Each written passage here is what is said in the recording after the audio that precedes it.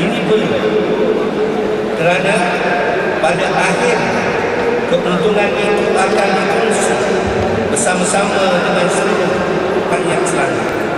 Oleh itu, kita juga sangat menekankan supaya anak-anak syarikat membuat sebutan semula ke atas apa juga urusan perniagaan yang diceburi oleh mereka.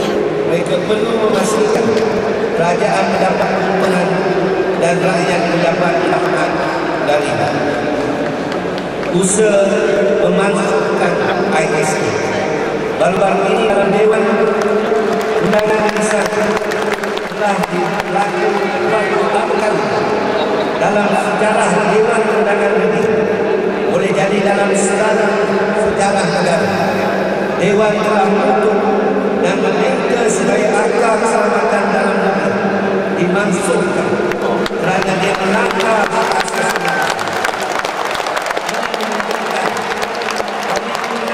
kerajaan Pakatan Rakyat pada isu rakyat.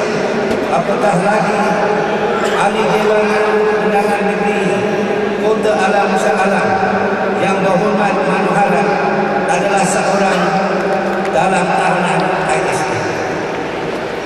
Memperkasakan pentadbiran agama Islam. Kerajaan negeri juga telah menggiatkan supaya memperkasakan pentadbiran agama Islam di negeri Selangor.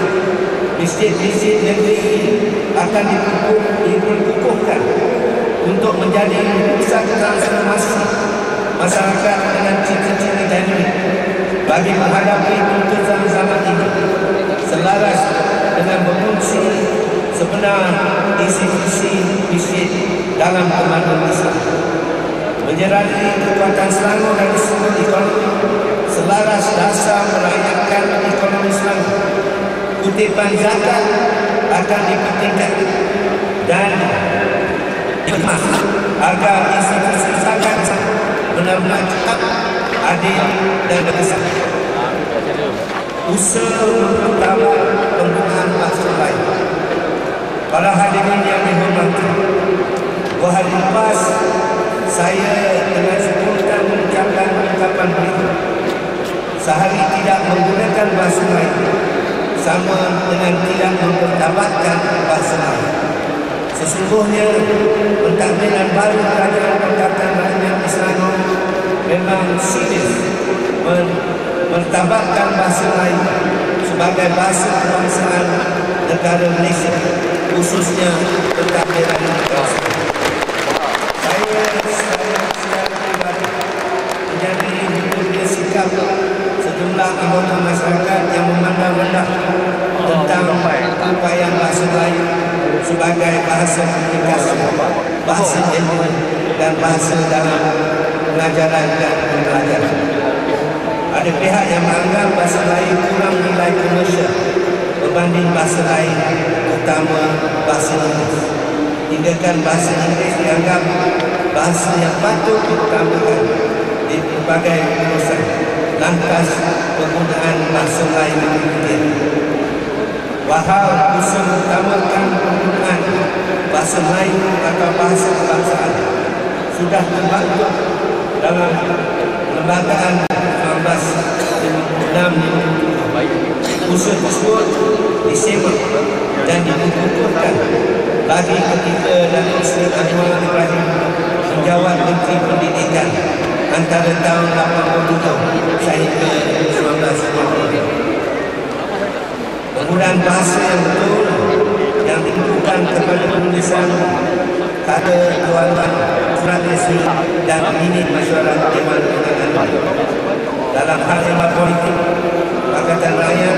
Saya ahli-ahli esko komponen Pakatan Rakyat memang menggunakan bahasa lain dalam setiap ucapan dalam majlis rasmi.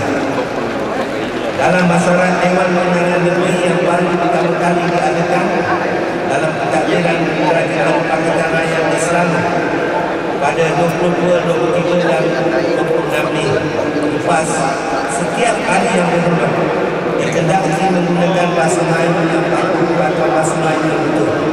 Sebagai Datuk Menteri Besar, saya menggunakan kepada tugas dalam jabatan kerajaan maupun tugas agensi dan syarikat kerajaan supaya menggunakan bahasa Melayu yang betul.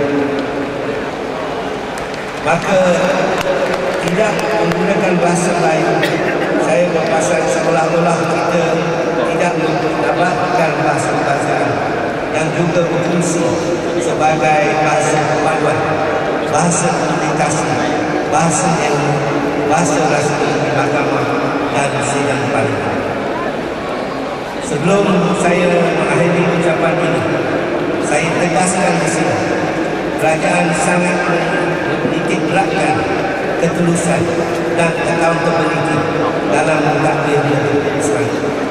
Saya akan dan sangat mengagungkan kehadiran setiap rakyat serta pihak NGO, badan dan kerajaan untuk hadir berjumpa, memberi cadangan serta saranan bagi meningkatkan lagi perkeserangan pelaksanaan pentadbiran negara ini. Inilah buktinya kebersenangan pilihan tuan-tuan dan puan-puan para hadirin memilih Pakatan Rakyat merajai negeri Islam. Dalam tempoh 100 tahun, berbagai usaha telah dilaksanakan dan dirancang untuk masa akan datang. Prinsip yang akan sentiasa menjadi mantra kepada kepimpinan Pakatan Rakyat supaya tentulah untuk mendapatkan dan merakyatkan ekonomi Islam. Terima kasih. Wabillahi taufiq.